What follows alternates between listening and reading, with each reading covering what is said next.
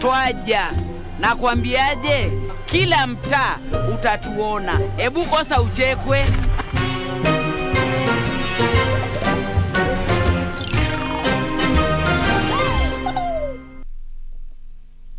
Furahia maisha bora, linda jamii yako. Hii ng'ombe ni yako. Asante. Hii ng'ombe itatoa maziwa mengi kabisa. Sasa shida ya school fees imeisha tena. Chukua hii. Hebu nikuulize, hii maneno nasikia ya bima ya elimu inaweza kuonekana mtu ana process ya kuchukua insurance kapa yote ni rahisi. Hata niko na kapa ya gari yangu. Kwanza unajaza proposal form kama hii na uijaze wewe mwenyewe, na kama haujui kusoma uijaze na mtu mwingine. Hakikisha ile majibu umepatiana ni sahihi na ni ya kweli. Pia thibitisha insurance kapa imeangalia maslahi yako, na usiwahi sign proposal form ambayo haijaandikwa kitu chochote. Pia ukumbuke kujitolea photocopy yako. Sasa wacha nianze hiyo process. By the way, ukisubmit hiyo proposal form, uhakikishe umepatiwa policy document. Uisome na uielewe. Hiyo ndio thibitisho ya kuwa unapiva.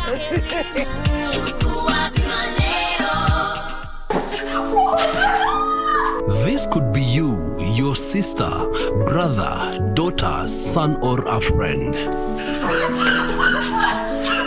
Say no to gender-based violence. Report any form of violence to toll-free number 1195 or to the nearest police station. Be a hero and be safe. This message is brought to you by the government of Kenya. Mpiga kura upo? Huu ni wakati wa kucheki kama details zako ziko sawa ndani ya register ya IBC. Tembelea kituo ulikojiandikisha kufikia tarehe 2 Juni mwaka huu na uwasilisha ID au passport yako kwa afisa wa IBC. Waweza pia kucheki details zako kwa kutuma nambari ya ID au passporti hashtag na mwaka wa kuzaliwa kwa SMS 70000 au tovuti verify.iebc.or.ke. Iwapo details zako si sawa, tembelea kituo ulikojiandikisha au ofisi ya IEBC katika eneo bunge lako. Kuwa sure na details zako. IEBC, your vote, your future.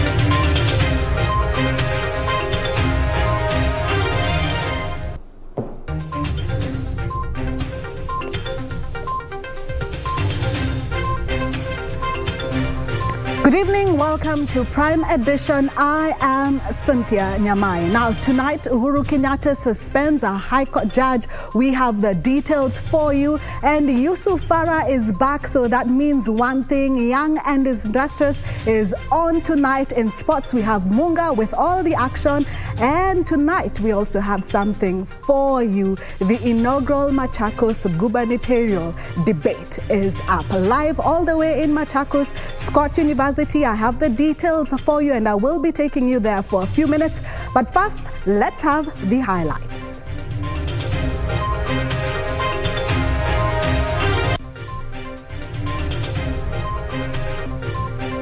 Top on Prime Edition. High Court Judge Said Chitembwa suspended and tribunal formed to probe his conduct.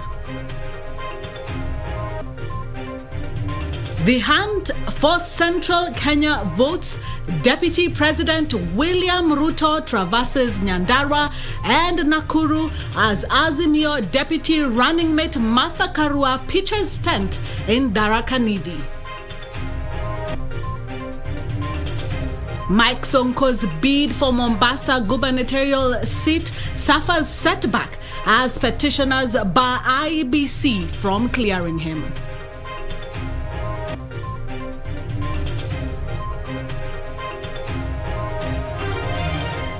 Lucy Mora is our sign interpreter tonight. And remember, I would like to hear from you. Let us know what you think about tonight's bulletin. What other stories would you like us to add, and your comments? And we always do pay attention to your feedback. Some of the stories that we have tonight are from your feedback. Now, moving on, President Uhuru Kenyatta has today suspended High Court Judge Said Juma Chitembwe and appointed a tribunal to investigate him. The tribunal will be chaired by Justice Mumbi Ngugi. In a Gazette Notice number 5540 of 2022, released by the head of Public Service Joseph Kinyua, President Uhuru Kenyatta noted that the petition against Justice Said Juma Chitembwe contains grave allegations on the conduct of the judge. He added that the allegations of gross misconduct erode the faith Kenyans have in fair administration of justice. Court of Appeal Judge Mumbi Ngugi will chair the tribunal, assisted by Senior Counsel Dr. Fred Ojambo, Lady Justice Abida Ali Aroni, Justice Nzioki wa Makau, James Ochieng Oduor, General Retired Jackson Ndungo, and Dr. Lydia Nzomo as members, while Senior Counsel Kiragu Kimani will be the tribunal's lead counsel. Jasper Mbioki and Sarah Nyamo will be the joint secretaries of the tribunal, while Joseph Gitonga Riongo and Edward Omoti Nyang'ao will be assisting counsel. On 4th May, the Judicial Service Commission JSC recommended to the head of state the suspension of Justice Chitembwe over allegations of gross misconduct and impropriety. While recommending the formation of the tribunal, the Judicial Service Commission said it had considered the report of the panel on the petition initiated by the Commission and was satisfied that the petitioner disclosed sufficient grounds for the removal of Justice Chitembwe from office. Several petitions were filed against the judge, including one by former Nairobi County Governor Mike Sonko, accusing the judge of canvassing a judgment. According to Article 168 of the Constitution, a judge may be removed from office on grounds of their inability to perform the functions of the office arising from mental or physical incapacity, a breach of the Code of Conduct, bankruptcy, incompetence, or gross misconduct. In 2019, President Uhuru Kenyatta fired High Court Judge Joseph Mutava after a tribunal found him guilty of gross misconduct. He appealed, and the Supreme Court affirmed the decision by the tribunal that had recommended his removal from office. For Prime Edition, I'm Ben Troinjue. A 5-judge bench of the Supreme Court has overturned the decision of a tribunal recommending the removal of Justice Martin Muya from the judiciary. The judge had been accused of a bias in a 76 million shilling loan dispute between NIC Bank and a businessman whose 14 lorries were detained as security for a loan. The court held that the tribunal didn't arrive at the right decision in making its recommendation to have the judge removed. The 5 Supreme Court judges Mohammed Ibrahim, Isaac Lenaulas, Mokin Wanjala, Njoki Ndungo and William Mouko found and held that the tribunal didn't arrive at the right decision in making its recommendations to have the judge removed, thus overturned the decision of the tribunal, recommending the removal of Justice Martin Muya from the judiciary. In the judgment, the 5 say the tribunal didn't receive sufficient evidence over the allegations made against the judge. Consequently, they adopted the submissions of lawyer Philip Nyachoti to the effect that the allegations that were placed before the tribunal were not proved. The tribunal had ruled that the judge was guilty of misconduct and recommended to the president to sack him due to an appeal of a 76 million shillings loan dispute between NIC Bank and a businessman and 14 lorries that had been detained as security for the loan. The Supreme Court has declared that this did not amount to gross misconduct. Meanwhile, a businessman, Michael Macarena, has filed a petition seeking an order to compel the Director of Criminal Investigations to commence investigations into the death of Senator Mithika Linturi's co-partner who passed on in 2006. The late Dr. Maure was found dead in his house from a gunshot wound in 2006. Finally, the hearing of a case involving Kapsaret MP Oscar Sudi continued on Thursday afternoon in his absence. Sudi was not in court on grounds of being sick. The Kapsaret legislator is facing charges of using fake KCPE documents. A witness, Patrick Maritim, a former school principal of Highway Secondary, told the court that the 2006 enrollment records did not show Oscar Sudi's name. Serafina Robi for Prime Edition. The High Court in Mombasa has issued interim orders stopping the Independent Electoral and Boundaries Commission from processing Mombasa County gubernatorial aspirant Mike Sonko's nomination papers.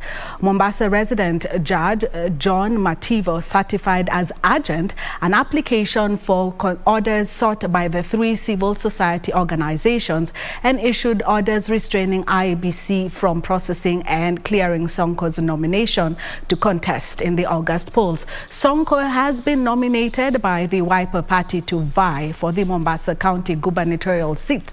The petitioners, Haki Yetu, Kituo cha Sheria and Transparency International, want the court to declare Sonko, who was impeached as Nairobi governor in 2020, unfit to hold public office. Justice Mativo said he will give direction on hearing of the application and petition on May 24th. According to the General Election Regulations gazetted by IEBC Chairman Wafula Chebukati, on January 20th, the clearance of aspirants will run from May 29th to June 27th.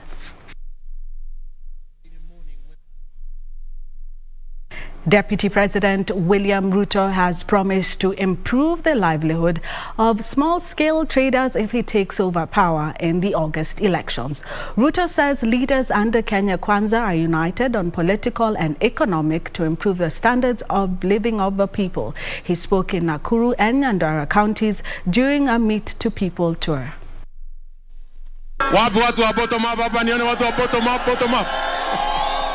The Kenya Kwanza Brigade was in Nakuru and Nyandarua counties Thursday. Bottom. In Nyandarua, Ruto took a swipe at his competitors for what he claimed as lack of progressive agenda. He said their opponents were thriving on politics of deceit, urging the electorate to vote wisely. Wakakuja kwetu, wakatapeli sisi, wakavunja chama yetu, wakaharibu serikali yetu, mpango ya Big Four ikapotea. Simumesikia hata wameenda kutapeli ule Kalonzo pia. Sasa Kalonzo amechanganyikiwa, ajui aende mbele, nyuma, katikati, sijui wapi. Kura mahali unapopiga ni jambo la maana sana. Unapompigia kiongozi ni kazi unamwandika. Ndio vijana mpate kazi, mama mpate pesa kwa mfuko, wazee tupate barabara. Hawa watu wamekuwa na waziri wa fedha miaka 10. Wamekuwa na leader of majority miaka 5. Ukiunganisha ni 15 years na hawana stima. Earlier, the Deputy President William Ruto met traders and locals in Nakuru town for an economic forum. Whenever we plan anything, mwananchi lazima ahusishwe, ajue, aelewe, akubali, ndio tufanye kazi yetu. Sisi Kenya Kwanza tunaamini nyinyi mnajua mashida zenu na pia mko na jawabu. Let us not have any friendly fire at this point. Let us be united because we don't want to kill Kenya Kwanza. Wacha tuingie kwa shamba tukijua 1 kg ya kahawa ni 10 shillings. Here, Ruto said small-scale traders who earn averagely between under 100 and 200 shillings will be the great beneficiaries under his system of government if elected to power. Nataka kuzungumzia mambo ya umoja ya Wakenya na huku kuna matapeli viongozi wa Wakenya. It's not possible. Irene Mchuma Udim, the Prime Edition. And still in politics, Azimio la Umoja presidential running mate Martha Karua has asked youth to avoid being used by politicians to advance selfish agenda. Karua, who was campaigning in the Tharaka Nithi, said the politicians should embrace peace during campaigns. Azimio la Umoja running mate Martha Karua has asked the coalition's political opponents to exercise mutual respect irrespective of their divergent ideologies while drumming up support for Azimio la Umoja during her campaigns.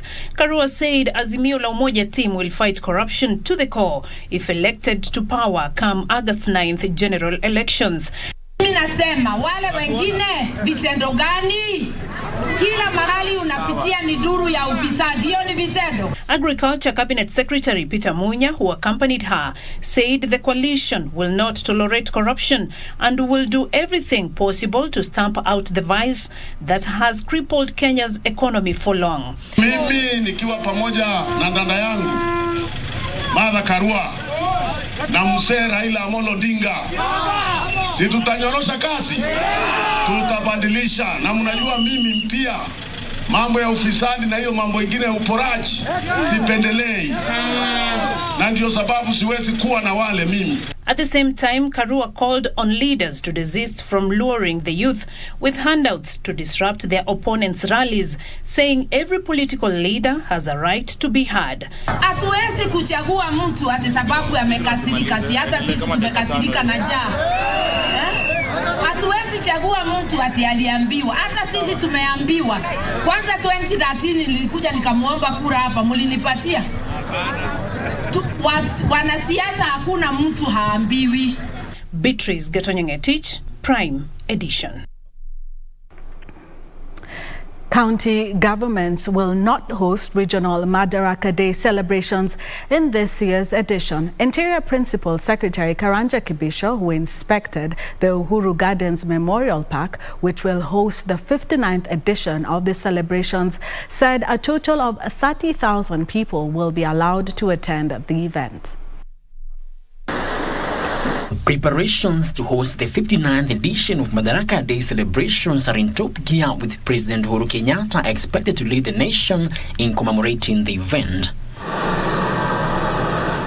This year's edition will be marked as a remarkable event, bearing in mind it will be the last event for the Jubilee government ahead of the August 9th general elections. Today, the National Committee, led by Interior PS Karanja Kibicho, was in an inspection tour of the venue while supervising the ongoing construction works of the Memorial Park, which was commissioned to honor Kenyan heroes who fought for the independence of the country. Kibicho said he is satisfied with the progress made so far. We've had our meeting to just go through the check boxes, ticking them along the activities, and we are very happy as the celebrations committee because all that we have planned to do is on course and is being done. Kibicho said county governments will not be allowed to host regional celebrations in this year's edition. Broken our usual tradition where we would devolve this to the counties. We decided that this one is very important. We need to showcase some things from our military, from our security services, and therefore we agreed we hold it here at Uhuru Gardens. However, only 30,000 people will be allowed to attend the celebrations at Uhuru Gardens Memorial Park. The historical park located along Langata Road was remodeled and redeveloped into ultra-modern public utility by the Kenya Defence Forces. All eyes will be on President Uhuru Kenyatta, who is expected to lead Kenyans in marking this year's Madaraka Day celebrations, which marks the end of the Madaraka Day celebrations under the Jubilee regime. Reporting for Prime Edition from Uhuru Gardens in Nairobi, my name is Frederick Mwoki. A destitute Class 8 student from Embu who reported to Form 1 at Kangaru Boys High School with a cock for school fees has finally received help from well-wishers. Lawrence Murimi, age 15 years, scored 313 marks in KCP at County Primary School in Embu Town and was admitted to Kangaru. He did not report as scheduled on May 4th for lack of school fees. Thirst for education. At the gate of Kangaru Boys High School, Lawrence Murimi donned in his former primary school uniform and armed with a cock. The chicken, according to the boy, was going to be part of school fees, with a pledge that his single mother and jobless will settle the balance when funds are available. Nimekuja hapa Kangaru School kuripot, wakaniambia kwa saa hii sina pesa waezi nichukua. Naomba tu saidizi. Murimi and his mother walked approximately 3 kilometers from their Majengo estate to the school but were turned away for not reporting with at least some personal effects. Naomba tu nisaidieni, mwenye kuna uwezo anisaidie. Na ningewahimiza tu wakubwa nisaidieni niweze kwenda shule. Na hiki njogoo ataliletewa na mzee neighbor, alikuwa amemwambia kunywe supu after kutahiri. Sasa kijana kaniambia mama, tuko na shinda, mimi sitakunywa supu. Acha tuende turipoti nayo shule tusikie vile mwalimu atatuambia juu hatuna namna. But moments later, Lady Luck came calling after well-wishers came to his aid. The desperation turning into aspirations. County Director of Education James Kairu said government was keen in ensuring 100% transition to secondary school, and any parent unable to enroll their children should seek assistance from the offices. Ruth Wamboy for Prime Edition. Well, we take a break on a high note due to that story, but when we come back, the railway design, details on that.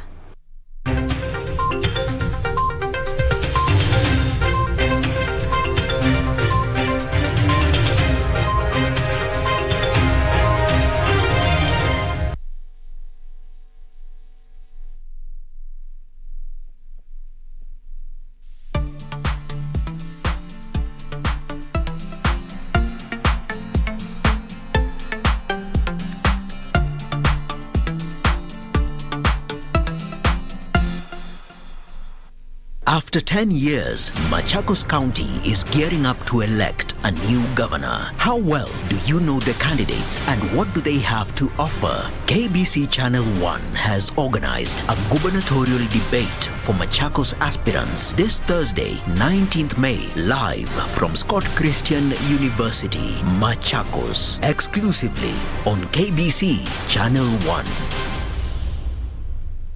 Our arts and entertainment industry has evolved over the years. It is at such times that our destinies are written. Will we rise up in courage or die in cowardice? Who are the movers and shakers in film and theatre? Get trendy as we review locally produced films and stage drama every Wednesday at 9 p.m. on Cinemas and Theatre. Brought to you by the Kenya Film Commission. Film Kenya, Capture Africa.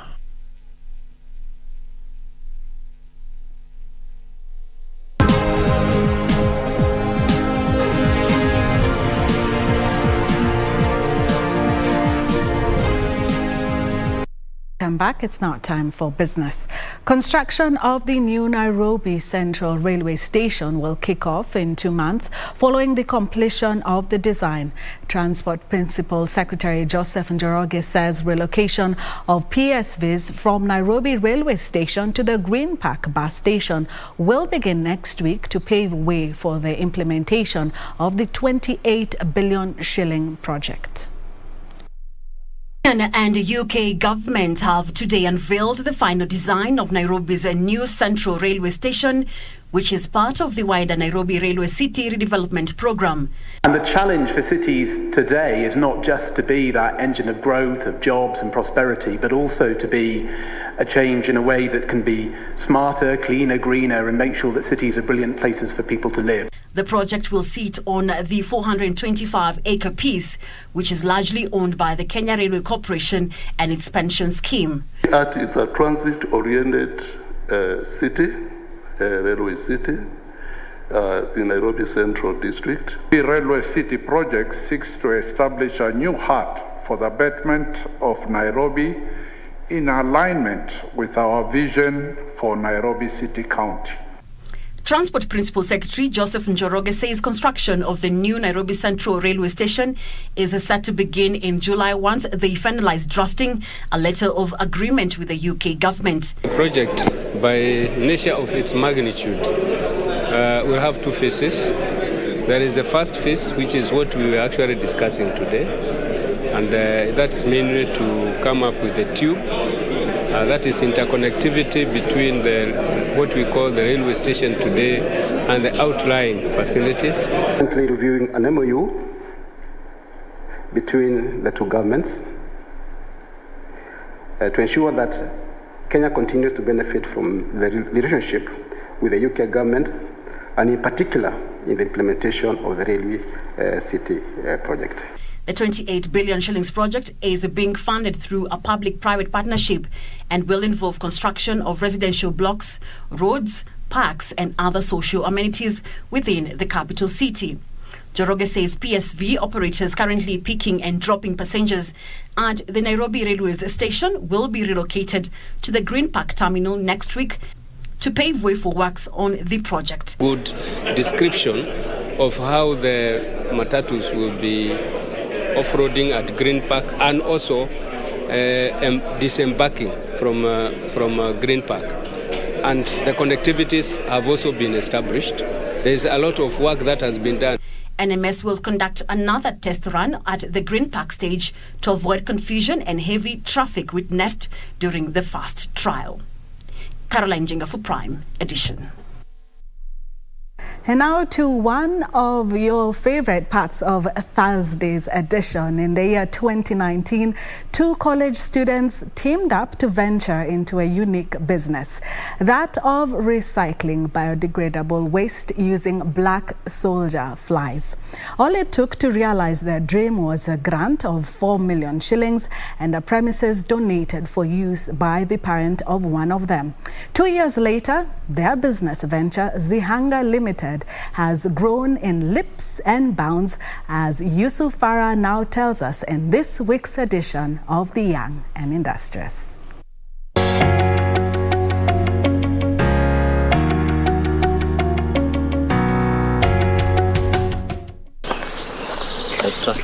Zihanga Limited, located in Kiambu's Lower Kabete area, recycles organic waste by feeding the waste to an army of black soldier flies, in turn producing animal protein and rich organic wastes.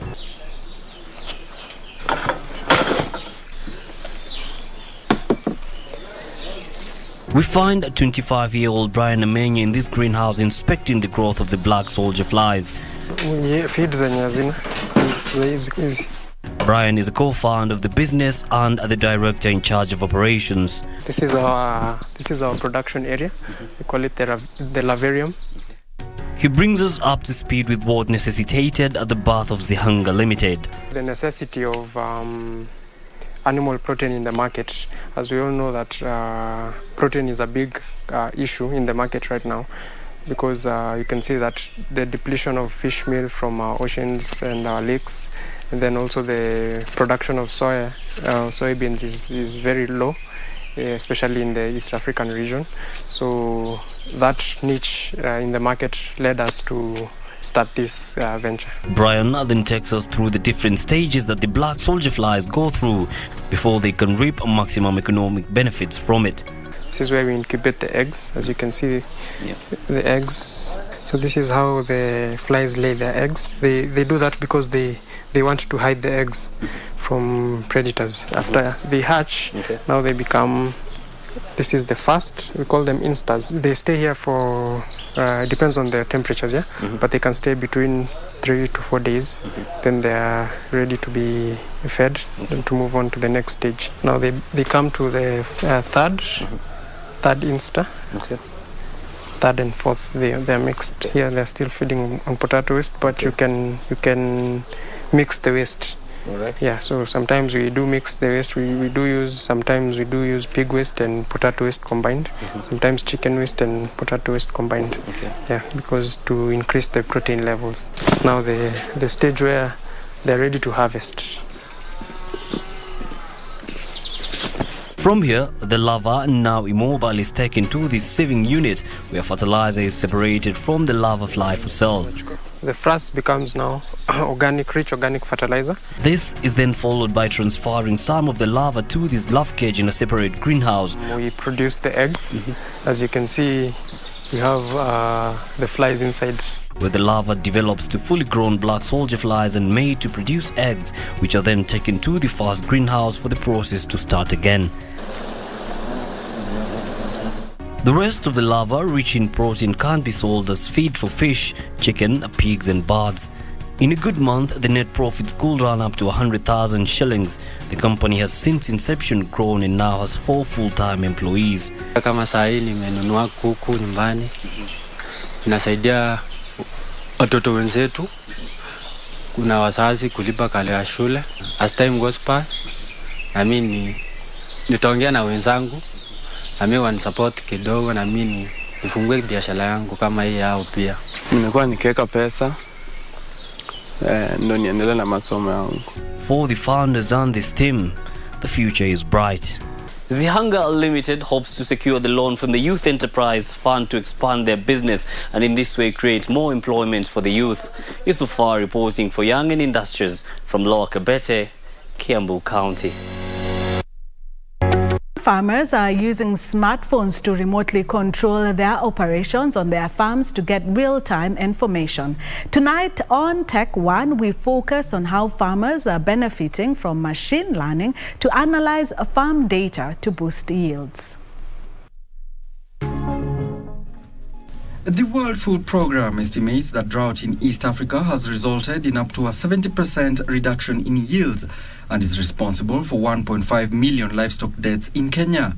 This devastation of the livelihoods of pastoralists and farmers is increasing the number of food insecure people. This has prompted some farmers to turn to technology as a way of securing productivity. I'm giving the right amount as I don't have to guess if it has got the required amount and there is no overfeeding, which has helped to improve the yields greatly. Due to the controlled amount of moisture in the greenhouse, it has helped to reduce the fungal diseases in the crop. A farmer in Kurueni, Nyeri County, Edward says management of water on his farm is the biggest challenge he faces. And I had some challenges on water management and the nutrition in the greenhouse. But then in the year 2021, they introduced a new technology whereby they came up with a farm shield, which is able to control the amount of water which is going into the plants. It has got its automatic sensors which are fixed in the soil and others on the aerial parts of the greenhouse.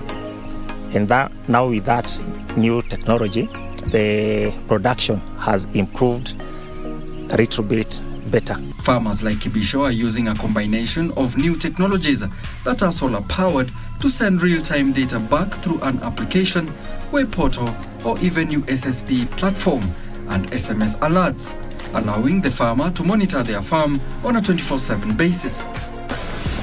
We achieve communication from the different spheres through radio. We have an RFM 69 module, which we have designated different sphere IDs that enable communication from the sphere to the shield. One such technology is Farm Shield that has capacity to automatically open an irrigation system to let water flow into the farm if the soil moisture sensors report low soil moisture levels or shut it when prompted. It can also switch on greenhouse fans to evacuate humidity if the air humidity sensors report high humidity levels. And as it senses, it controls the amount of water which it releases automatically into the soil, thus helping the crops to maximize on the production. If the temperatures are high, it signals to open the roll-ups, and when the temperatures are down, it signals me to close the roll-ups. The app alerts the farmer in cases of low or high levels of nitrogen, phosphorus, and potassium in the soil. Alanauko, take one.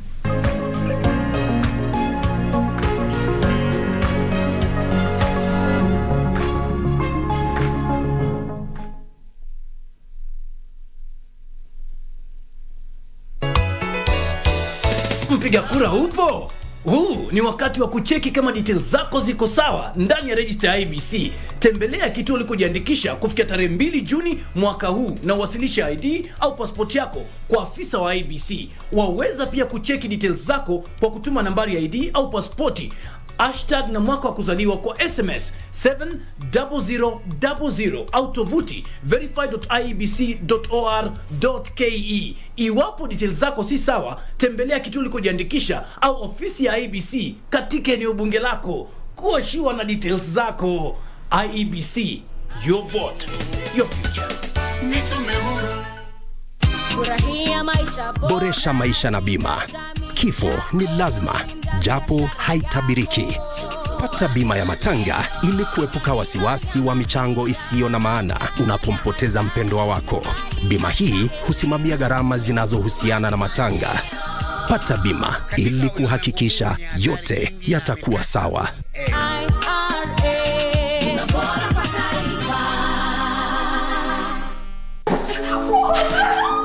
Huyu anaweza kuwa dada yako, ndugu yako, mwanao au rafiki. Sema la kwa dhulma za kijinsia. Ripoti dhulma yoyote ya kijinsia kwa nambari ifuatayo: 1195, au unaweza pia ripoti katika kituo chochote cha polisi kilicho karibu na wewe. Kuwa shujaa, kuwa salama. Ujumbe huu umeletwa kwako na serikali ya Kenya. Do you have a news story to share with KBC? Get in touch swiftly on email news@kbc.co.ke or call 0723-892-654 or 0734-780-124.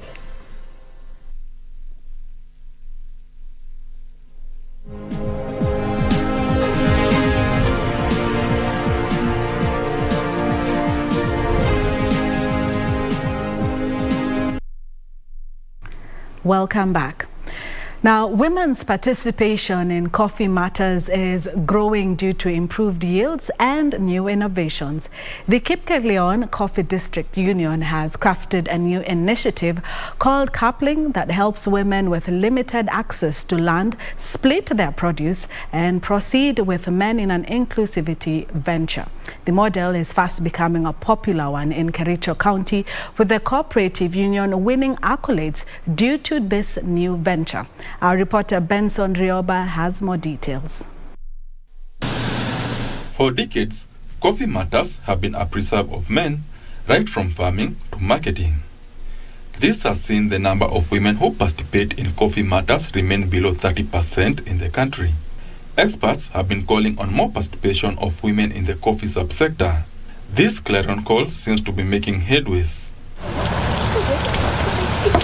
Before policy changes were made in the sector, creating a window for direct sales, all coffee was sold at the Nairobi Coffee Exchange. However, the Kipkelion Coffee District Union was the first cooperative to make direct sales to South Korea, earning farmers over 100 million shillings in revenue. Buoyed by better prices, women in Kipkelion have started engaging in coffee production ventures. Because the money that I used to get, even me, I used to pay school fees for my children. And because I was coming also from a polygamous family, I used to assist my husband so much. So even my husband realized at that time that even women can really assist or can really pay the school fees. Due to limited land access in Kericho County, women, through a venture known as Coupling, have started growing coffee to tap the growing export market. Coupling entails women getting funding from the cooperative and joining the partnership with men. I also mobilize them to have a piece of land, to request their spouse to give them a piece of land so that they may plant their own coffee for their own benefit, so that they may not keep on asking each and everything every time. So, and the women actually came up. The women will then negotiate the ratio of produce they are entitled to and leave the remaining beans to their male partners. I could speak in my family, and even my husband could sit down and just take this, the decision that I am making to be right, because I was able to make a decision and I was able to be at that time. Besides funding, women also receive training on proper coffee husbandry to ensure high-quality beans for export are produced to increase earnings. And that was our pleasure, and it is our happiness. And by the moment, you see, there should be a secretary, if not a treasurer. But we have not reached a limit of being the chair. This has seen the number of women delivering cherry to Kipkelion jump from 10% to 50% in the last 1 year. We are free, for sure we are free. Even the freedom we have gotten, it has given us, when the conflicts from the family have stopped, many things, because everyone is busy all the time. The cooperative society targets to increase its milling capacity to 10 million kilos a year in a bid to boost production. Benson Rioba for Farmois. Thank you, Rioba, for that story. Now, honey tasting is a unique tourist attraction activity in Baringo County. Kenya produces up to 4,000 metric tons of honey annually, with the biggest share of honey coming from Baringo County. Tonight on Magical Scenes, we highlight this place in Baringo County.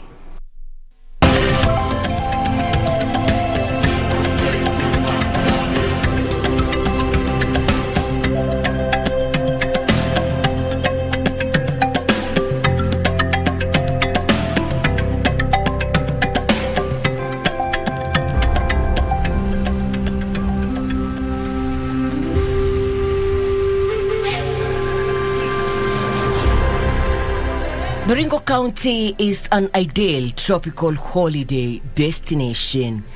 The area is dry and the landscapes are dominated by shrubs which are beautifully green, especially during the rainy season. This makes the habitat ideal for bees. Bees, like any other pollinator, helps plants reproduce and grow well. Beekeeping is part and parcel of the economic activity of Baringo residents and a cash-in from those touring the region.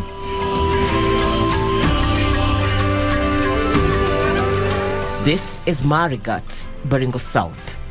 Here, honey is usually harvested at night, this in case of aggressive bees which are then timid. Thereafter, honey is separated from wax and extracted before filtering and bottling.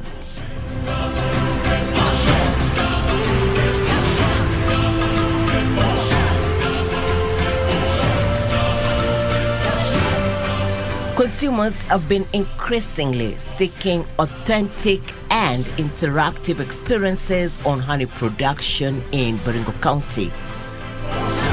Honey harvesting is arguably an attraction in the county of Baringo. Now, this normally takes place after every springtime. Right now, the country is experiencing wet activities over most areas, and Baringo County is not spared. So what is happening right now? The trees are having flower buds. This will later on bloom into a flower, and this will attract bees to several parts of this region, and the end product will be honey, and you could be taking with you such back home. Most tourists to Baringo County would shop for honey for their families, friends and colleagues. Hapa Marigat pia tuko na asali yetu ambayo is a mixture of hii miti ambayo huwa tunaita from me, and it is always the best kwa sababu ni asali ambayo iko na sukari nyingi, na tukiangalia sana sana inatibu mambo mengi sana, kwa sababu asali ni dawa, asali inaponya kifua, At the same time tuko mpaka hata na ile asali ile ya chini ile tunaita kosomwe, na kosomwe inatibu asali zaidi kwa sababu it's a very special honey ambaye ina nyuki wake anachukua asali kutoka miti tofauti tofauti ambaye ni very indigenous na ambaye ni very medicinal.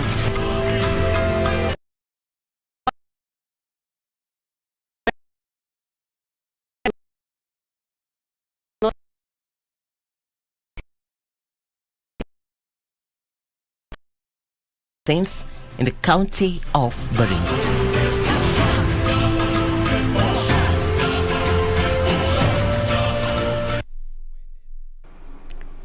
Kenyan businesses focusing on solar energy are banking on business-to-business deals with their counterparts in Europe and Asia to secure quality and affordable renewable energy products for Kenyans.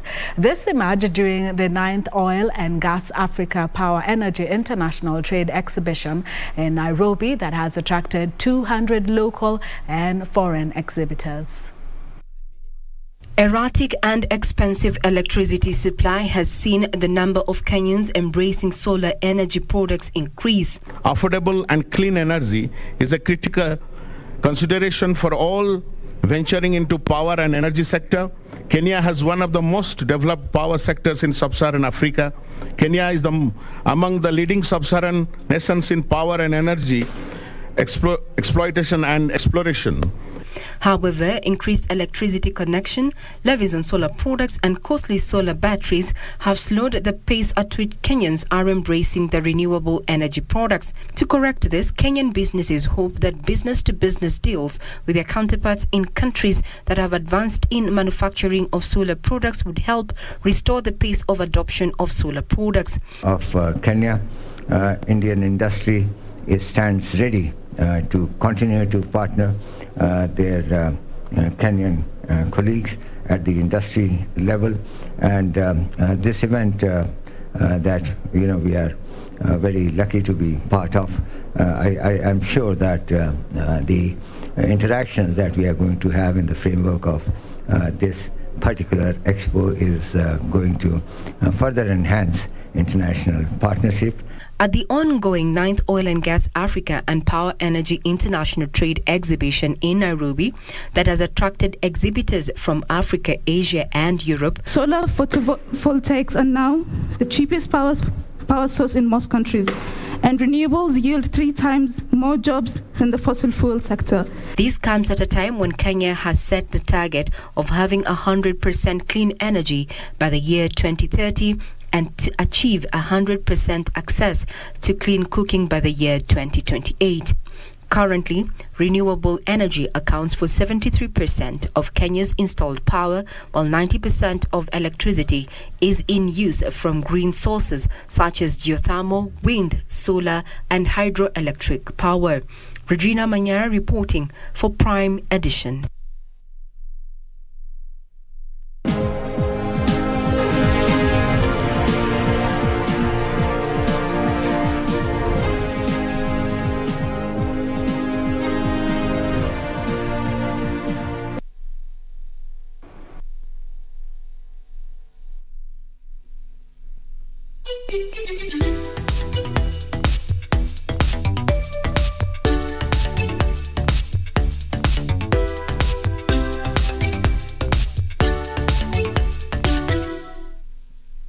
Kupata lazima nishike kama sikiza tune yako. Bonyeza *811 *962 hash. Lazima nishike mapema. Nisipo shika hii simu mapema utakasirika. Unajua mimi nikiwa mtu ya marathon najua niko na experience kabisa. Niko na experience. If you don't hurry, you will not break the record. Okay, wacha nishike hii simu. Kupata lazima nishike, bonyeza *811 *962 hash. *811 *962 hash. They came, saw and scored their way to the DFB Pokal final. Germany's valiant rivals, SC Freiburg and RB Leipzig, are a heartbeat away from lifting the ultimate trophy of which none has ever won. SC Freiburg are still hopeful of winning their first major title in club history. Meanwhile, RB Leipzig have reached 2 of the last 3 DFB Pokal finals, losing 3-0 to Bayern Munich in 2019 and 4-1 to Dortmund in 2021. It is therefore a moment of truth for these finalists. So 5 from 6 this season, make that 6 from 7. 5 minutes gone, 3-0 Freiburg. This is history in the making. As we reveal the identity of 2021-2022 DFB Pokal champion, keep a close eye on this grandest match between SC Freiburg and RB Leipzig on Saturday, the 21st of May 2022 at 9 p.m. live and exclusive on KBC Channel 1. KBC Channel 1, your true sports partner.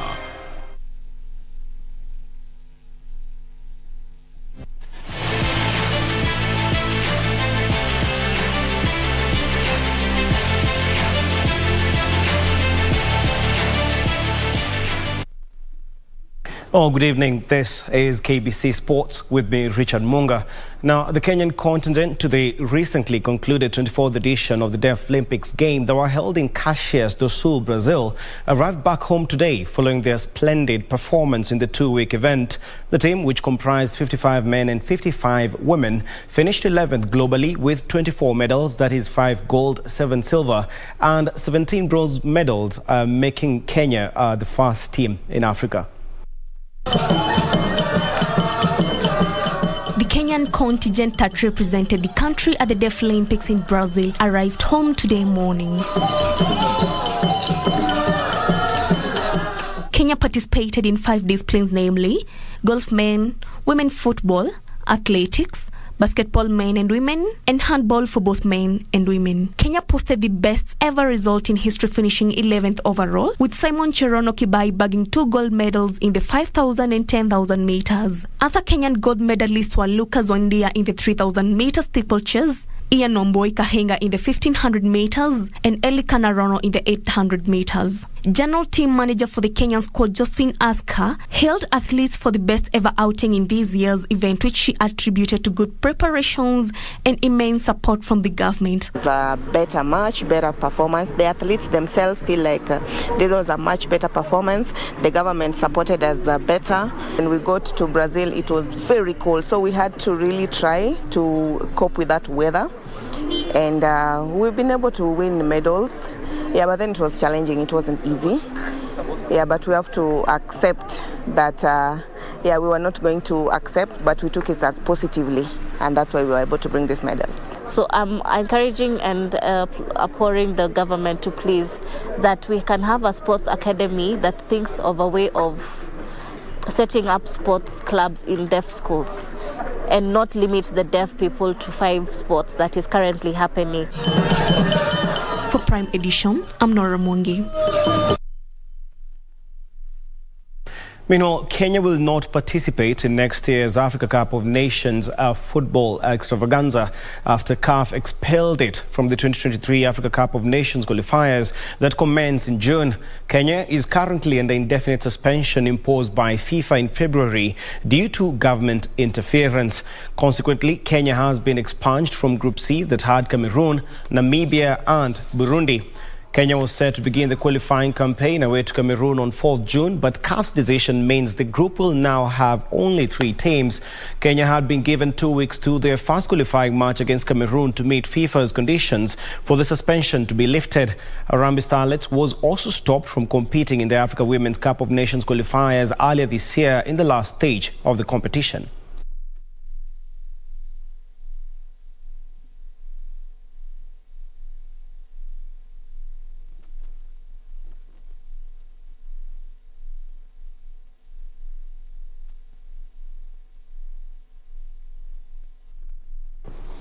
And internationally, Chelsea FC can complete a league double against Leicester City for the first time since the 2016-17 season, when the two sides meet at the Stamford Bridge in one of the 3 English Premier League matches on card today.